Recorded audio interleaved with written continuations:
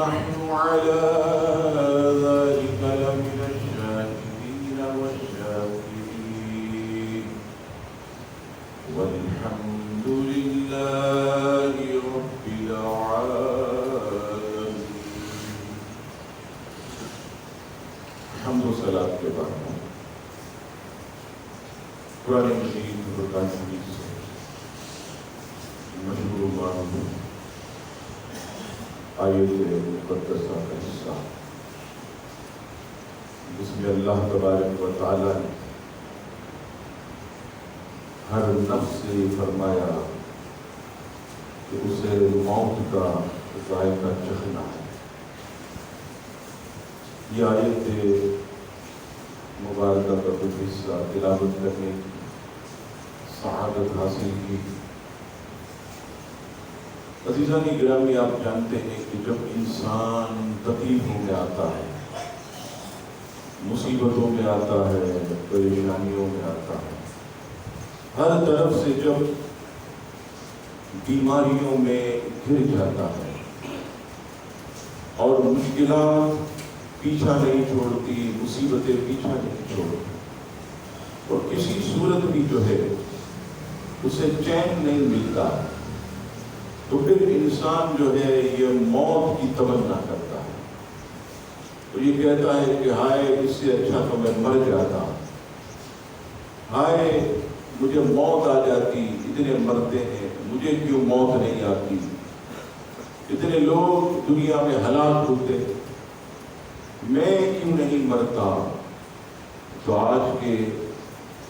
اس مختصر درس میں اور نشست میں آپ کے سامنے عرض کرنے کی سعادت حاصل کروں گا کہ موت کی تمنا کرنا کیسا، اور یہ جو طویل زندگی اللہ تبارک و تعالی عطا فرماتا ہے، اس زندگی کو کتنی بڑی نعمت کہا گیا، اور اس زندگی کے کیا کیا فوائد اللہ تبارک و تعالی نے مومن کے لیے رکھے. آپ کی خدمت میں یہ عرض کرنے کی سعادت حاصل کرتا ہوں. سب سے پہلے بخاری شریف کی حدیث پاک سے آغاز کرتے ہیں. بخاری شریف کی حدیث پاک حدیث نمبر 5673.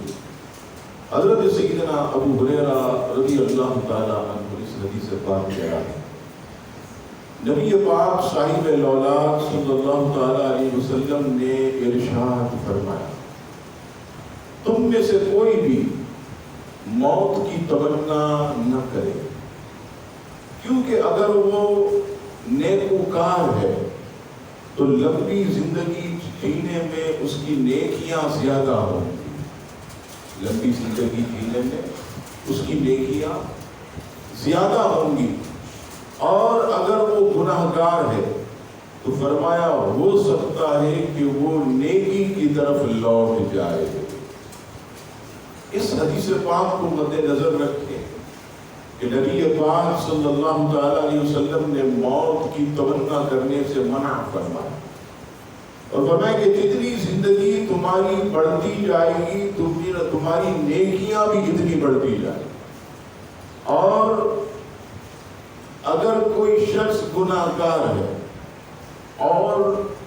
اس کو اللہ تعالیٰ طویل زندگی دیتا ہے تو ہو سکتا ہے کہ وہ نیکی کی طرف لوٹ آئے، ہو سکتا ہے کہ وہ توبہ کی توفیق پا لے، اور اللہ تبارک و تعالیٰ کی بارگاہ میں مرنے سے پہلے وہ سچی توبہ کر لے اور اللہ تبارک و تعالیٰ اسے معاف فرما دے. دوسری حدیث پاک میں نبی پاک صلی اللہ تعالی علیہ وسلم یوں تربیت فرماتے، جسے مسند امام احمد، مسند جابر بن عبداللہ دونوں نے نقل کیا. حدیث نمبر 14507. حضرت سیدنا جابر بن عبداللہ رضی اللہ تعالیٰ عنہ اس حدیث کے راوی، نبی پاک صاحب الاولاد صلی اللہ تعالیٰ علیہ وسلم نے ارشاد فرمایا کہ موت کی خواہش مت کرو، موت کی خواہش مت کرو، کیونکہ آخرت کی ہولناکی سخت ترین ہے. یعنی کیا مطلب کہ اگر کوئی مرنے کے بعد قبر میں اترتا، اس دن میں سن رہا تھا امیر اہل سنت فرما رہے تھے چینل پر کہ اگر مرنے والے کو قبر کے اندر کوئی عذاب نہ دیا جائے، قبر کے اندر کوئی آگ نہ بھڑکائی جائے، صرف اس کو ایک چھوٹی قبر جو کہ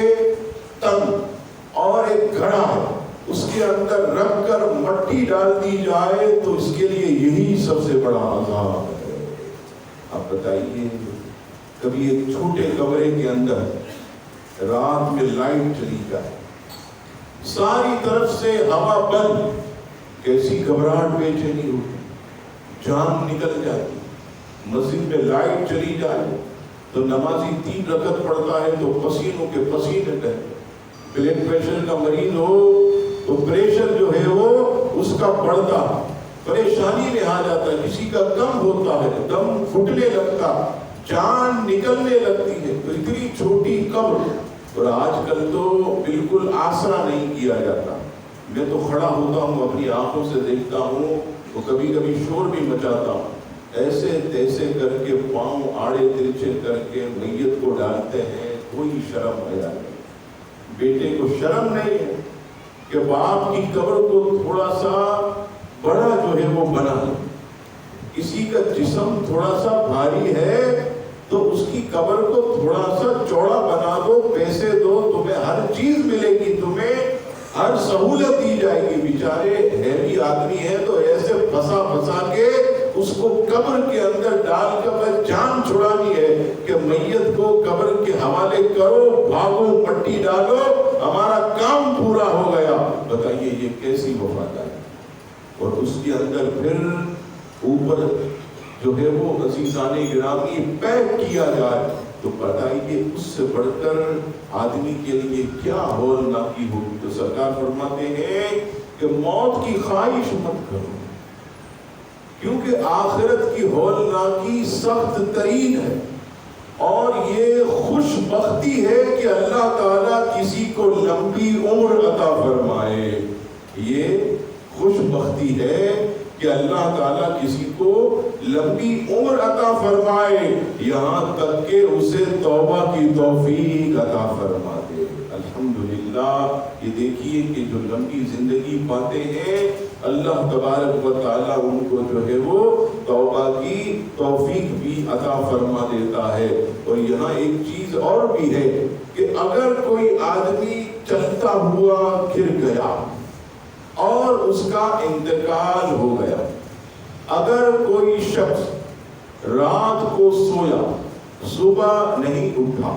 اگر کوئی شخص ہمارے سامنے بیٹھ کر باتیں کر رہا، کھانا بھی کھایا، پانی بھی پیا، اچانک کہنے لگا میرے سینے میں درد ہو رہا ہے، ایسے سویا لیٹا اور اس کا انتقال ہو گیا، لوگوں کی زبان پر یہ جاری ہوتا ہے کہ یہ کسی کا محتاج نہیں ہوا،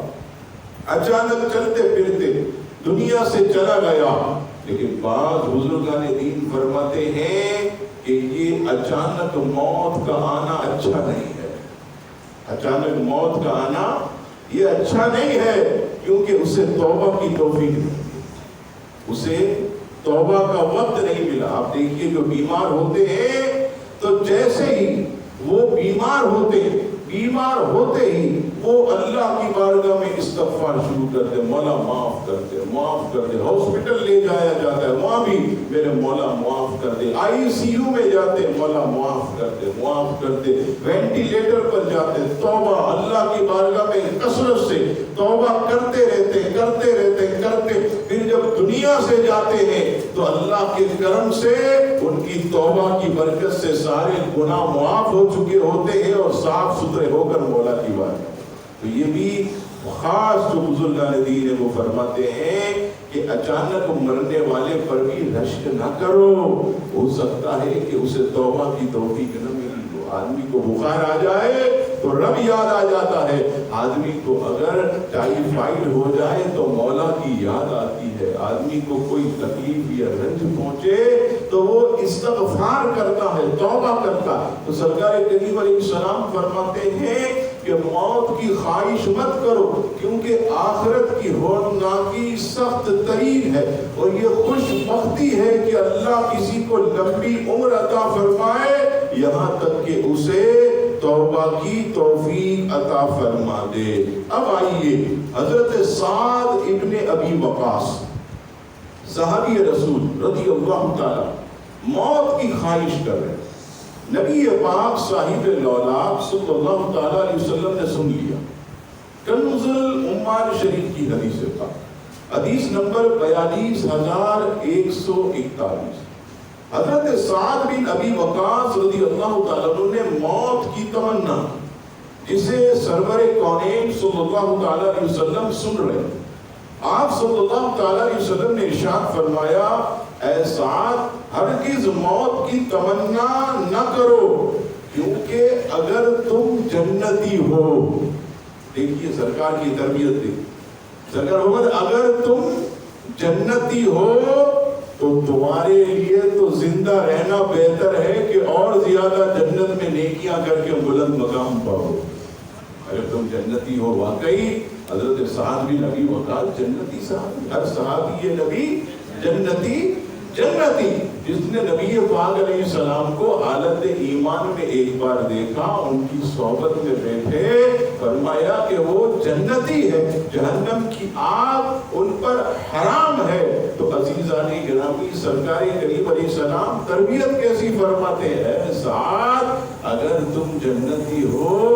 تو تم جو ہے موت کی خواہش کیوں کرتے ہو، تمہیں تو اور بلند مقام پانے کے لیے جانا چاہیے۔ اور آگے فرمایا، ہاں اگر تم جہنمی ہو، یہ ہم سب سے خطاب ہے، اگر تم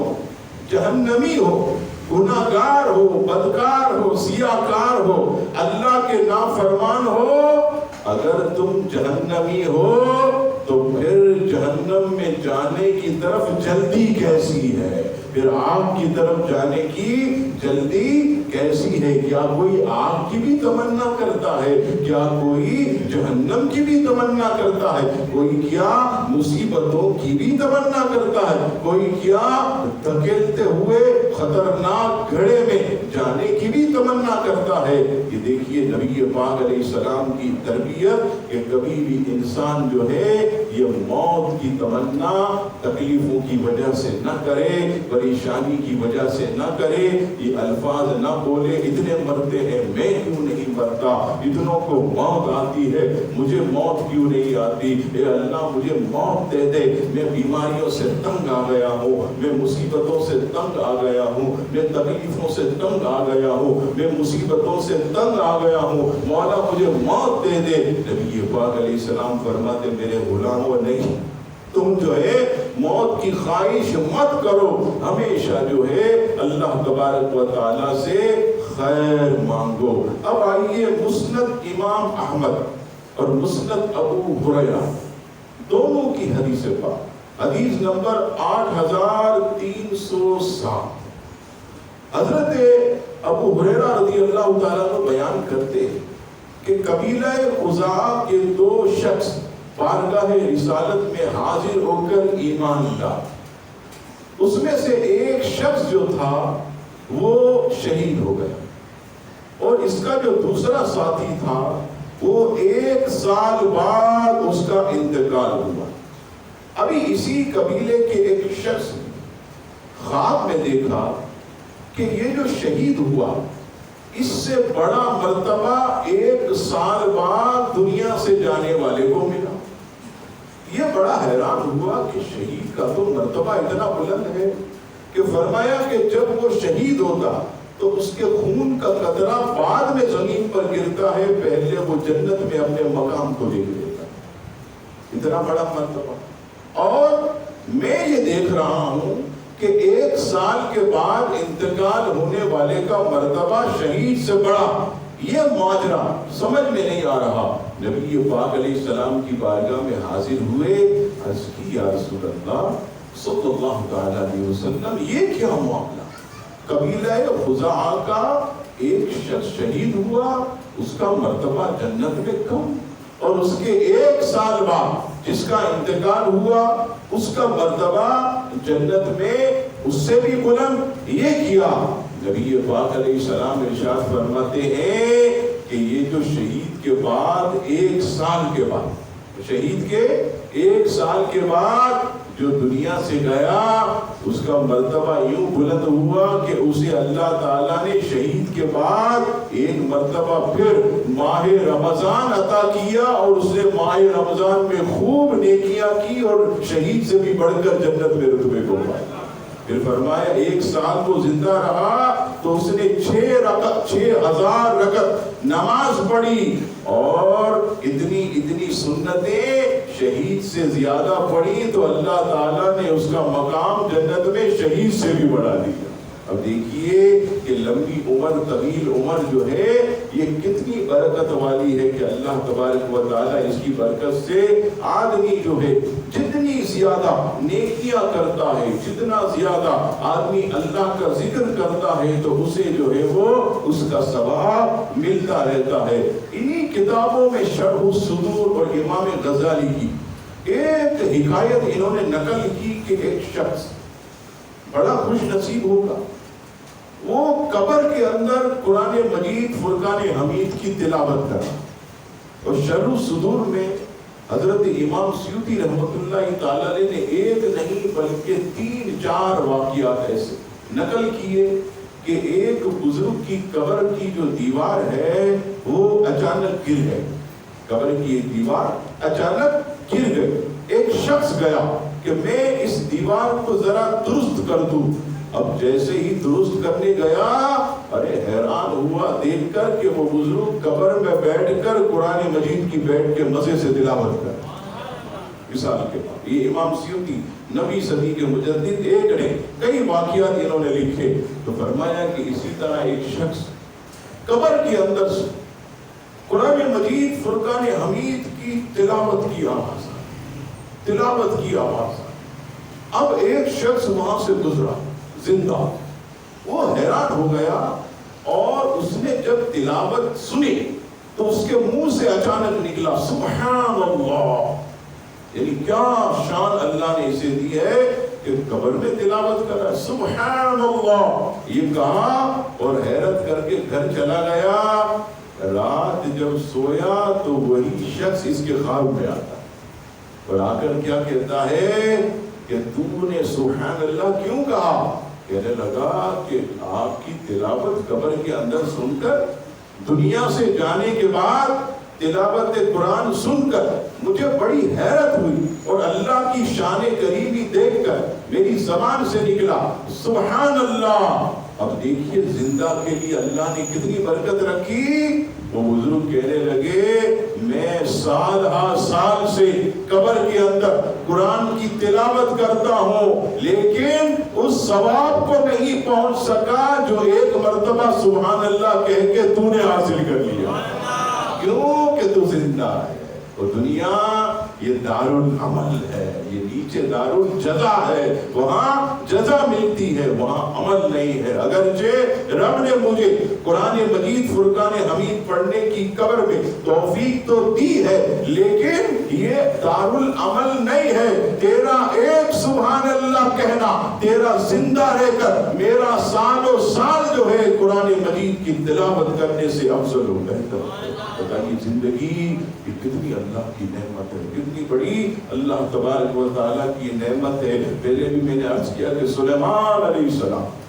تر و فر کے ساتھ بادل کے اوپر اللہ اکبر لشکر آپ کا ایسے اڑ رہا تھا۔ کسی نے کہا سبحان اللہ، کیا شان ہے، اللہ نے کیا معجزہ عطا کیا، کیا عظمت عطا کی۔ سلیمان علیہ السلام کے کان میں جب سبحان اللہ کی آواز آئی، آپ نے لشکر کو روک لیا اور اس شخص سے کہا سن اے شخص، تو بہت خوش نصیب ہے، اس لیے کہ سلیمان کا لشکر یہ تو ایک دن ختم ہو جائے گا، لیکن جو تو نے سبحان اللہ کہا ہے اس کا اجر تجھے قیامت کے دن ملے گا، یہ ختم نہیں ہوگا۔ یہ ایسی نیکی تو نے کی کہ جو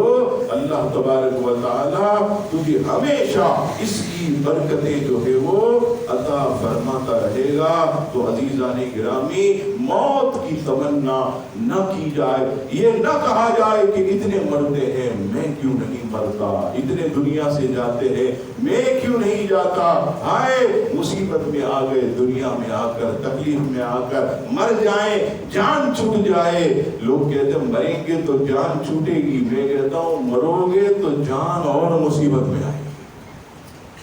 قبر، موت کی سختیاں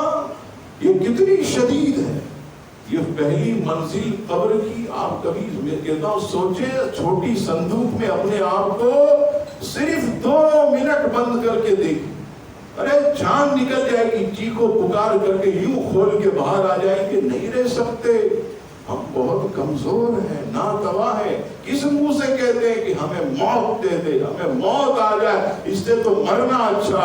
نہیں۔ سرکار فرماتے ہیں آخرت کی ہولناکی بڑی شدید ہے۔ اور یہاں ایک بات میں عرض کروں کہ نبی پاک علیہ السلام کے صدقے اللہ تعالیٰ اس امت سے بھی بڑی محبت فرماتے ہیں۔ حضور کے صدقے یہ جتنی بھی امتیں آئیں، قومیں آئیں،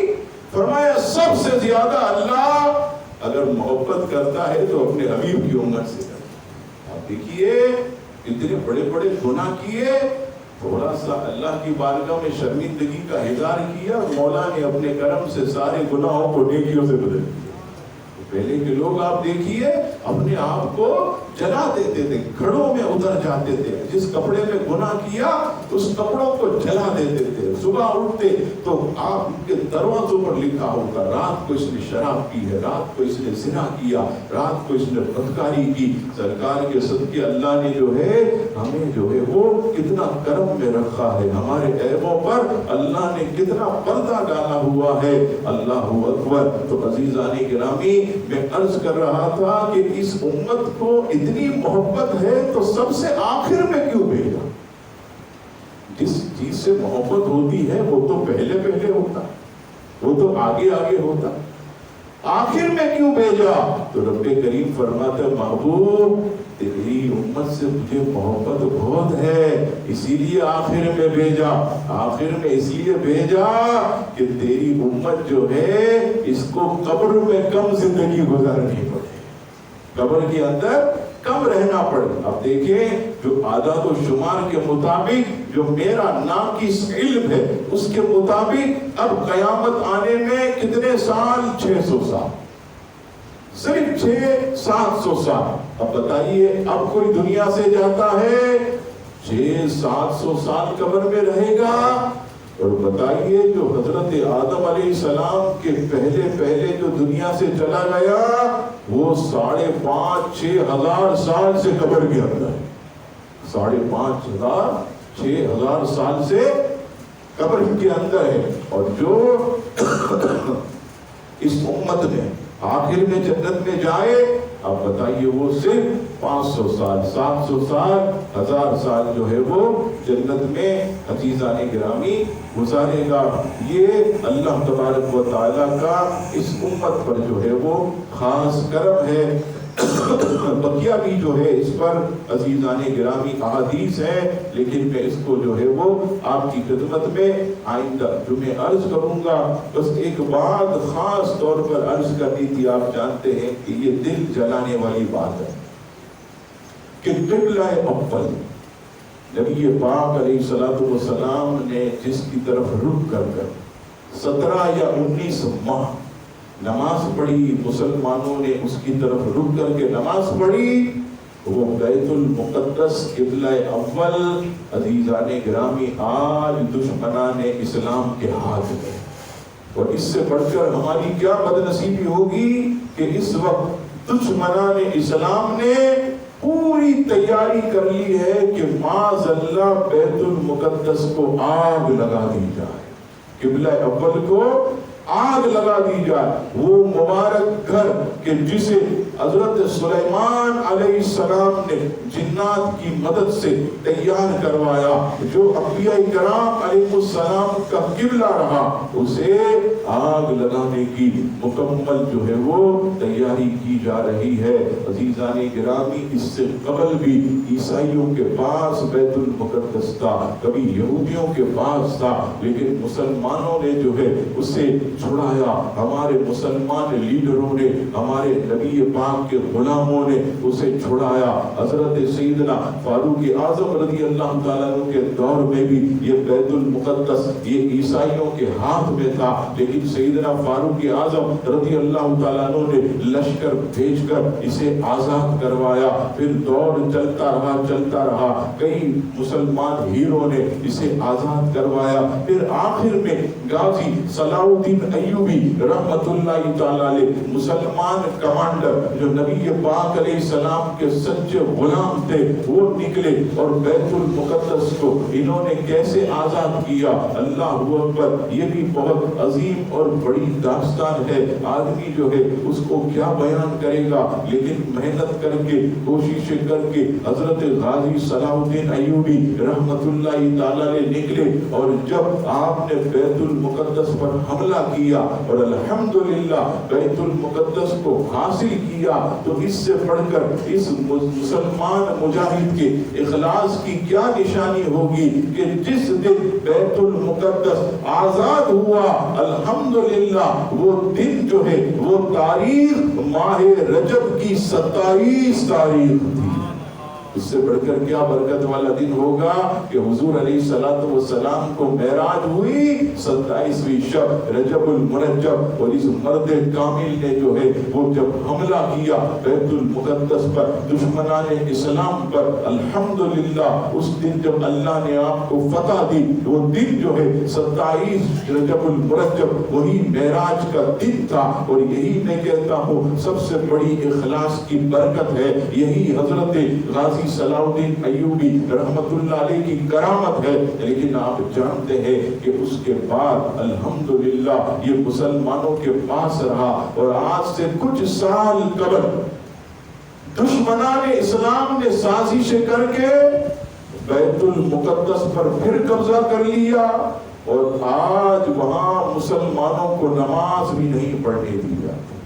آج جمعہ ہے اور کئی ایسے جمعے نکلے کہ مسلمانوں کو بیت المقدس میں نماز نہیں پڑھنے دی جا رہی، لیکن اب تو یہاں تک حد ہو گئی کہ جلانے کے لیے یہ لوگ تیار ہو گئے۔ آج بیت المقدس پکار رہا ہے کہ دنیا کے اندر 1 ارب 50 کروڑ مسلمان رہنے والوں، تم میں کوئی عمر ابن خطاب نہیں ہے۔ اے دنیا کے اندر 1 ارب 50 کروڑ مسلمانوں، تم میں جو ہے کوئی بھی محمد بن قاسم نہیں ہے۔ 1 ارب 50 کروڑ مسلمانوں، تم میں آج کوئی غازی صلاح الدین ایوب نہیں ہے۔ اے مسلمانوں، تمہارے اندر کوئی بھی جو ہے شہاب الدین غوری نہیں ہے، تمہارے اندر کوئی طارق بن زیاد نہیں ہے۔ یعنی کیا مطلب، آج مسلمان اتنی بڑی تعداد میں ہے، لیکن مسلمان جو ہے بالکل دنیا میں اور دنیا کی محبت میں ایسے گر گئے۔ ہمارے مسلم حکمران صرف اور صرف سیٹ کے چکر میں، اپنے عہدے کے چکر میں، اپنے منصب کے چکر میں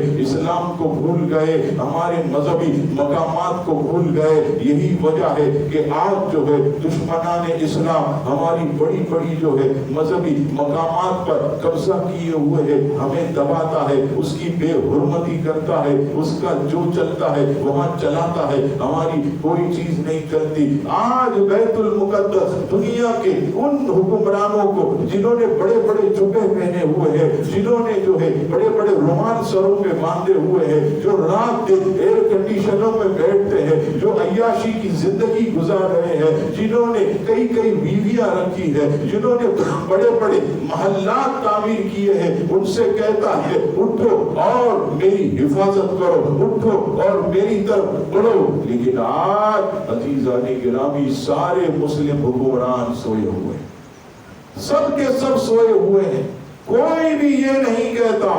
کہ ہم بیت المقدس کو نہیں جلانے دیں، کوئی یہ نہیں کہتا کہ ہم اسرائیل کو نامنظور کرتے ہیں، بلکہ آج تو وہ وقت آ گیا کہ دیکھتے دیکھتے ایک اسلامی ملک نے اسرائیل کو تسلیم کر دیا، اور آج اس وقت پوری دنیا کو اگر کوئی چلا رہا ہے تو یہی اسرائیل چلا رہا۔ لیکن آج اس امر کی ضرورت ہے۔ یہ دیکھیے، آپ سے ہم سے نہیں پوچھا جائے گا، کیونکہ ہماری وہ حیثیت نہیں ہے، ہماری وہ طاقت نہیں ہے، لیکن یہ جتنے بڑے سیٹوں پر بیٹھے ہیں مسلم حکمران بڑے بڑے جبے پہن کر، قیامت کے دن اللہ تعالیٰ ان سب کو کھڑا کر کے پوچھے گا، ان سب سے سوال ہوگا۔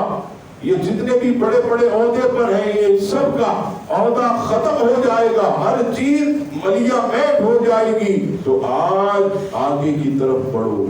آج اسلام سے وفاداری کا ثبوت دو، آج بیت المقدس کے ساتھ وفاداری کا ثبوت دو، اور نکلو کم از کم مل کر تم جو ہے 1 ارب کا بڑا اجلاس رکھو، اور اس اجلاس میں جو ہے مل کر اعلامیہ جاری کرو کہ ہم بیت المقدس کو آگ نہیں لگنے دیں گے، بیت المقدس یہ شروع سے مسلمانوں کا ہے، یہ ہمارے حوالے کیا جائے۔ اگر مل کر عرب ممالک نے یہ کام کیا تو آپ دیکھیے گا ان قریب انشاءاللہ تبارک و تعالی بیت المقدس آزاد ہو جائے۔ اور یہ بہت بڑا پاور ہوتا ہے کہ سارے عرب ممالک مل کر ایک بینچ پر بیٹھ کر متفقہ اعلامیہ جاری کریں، صرف ان کا یہ کہنا ہی دنیا میں خلبلی مچا دیتا ہے۔ لیکن افسوس کوئی کھڑا نہیں، لیکن افسوس کوئی آگے نہیں بڑھتا۔ یہ ڈرتے ہیں کہ اگر ہم نے اسرائیل کے خلاف بولا تو ہمارا تخت گیا، ہم نے اسرائیل کے خلاف زبان چلائی تو ہماری حکومت گئی، ہمارا عہدہ گیا، ہماری سیٹ گئی۔ اے ظالموں، نادانو، یہ سیٹ تو ایک دن جانی ہی ہے۔ اگر اسلام سے وفاداری میں جائے گی تو انشاءاللہ اس کے بدلے اللہ قیامت کے دن بہت بڑا انعام عطا فرمائے، اس کے بدلے اللہ تعالیٰ قیامت کے دن جو ہے بہت بلند مقام عطا فرمائے گا۔ تو ہم جو ہے مسلمان اس وقت جو ہے حکومت سے بھی یہ مطالبہ کرتے ہیں کہ ہماری حکومت بھی اسرائیل سے احتجاج کرے اور یہ کہے کہ بیت المقدس یہ وہ عظیم مقام ہے کہ جس کی طرف منہ کر کے کئی انبیاء، یہاں تک کہ سید الانبیاء صلی اللہ تعالی علیہ وسلم نے بھی کئی ماہ نماز پڑھی۔ یہ بہت تعظیم اور ادب والی جگہ ہے، اس کو آنچ نہیں آنی چاہیے، اس کو کچھ نہیں ہونا چاہیے۔ یہ بات آگے کی طرف بڑھائیں تو انشاءاللہ تبارک و تعالی مل کر یہ کام کریں گے تو ہو سکتا ہے کہ اسرائیل پر دباؤ آئے، کفر پر دباؤ آئے، دشمنان اسلام پر دباؤ آئے، اور بیت المقدس جو ہے یہ بے حرمتی سے بچ جائے۔ اللہ تبارک و تعالی ہم سب کو نبی پاک علیہ الصلوۃ والسلام کی سچی غلامی نصیب فرمائے اور مسلم حکمرانوں کو غیرت ایمانی عطا فرمائے، انہیں اپنی سیٹ سے زیادہ مسلمانوں کے مذہبی مقامات کی فکر کرنے کی توفیق عطا فرمائے۔ آمین۔ وما علینا الا البلاغ المبین۔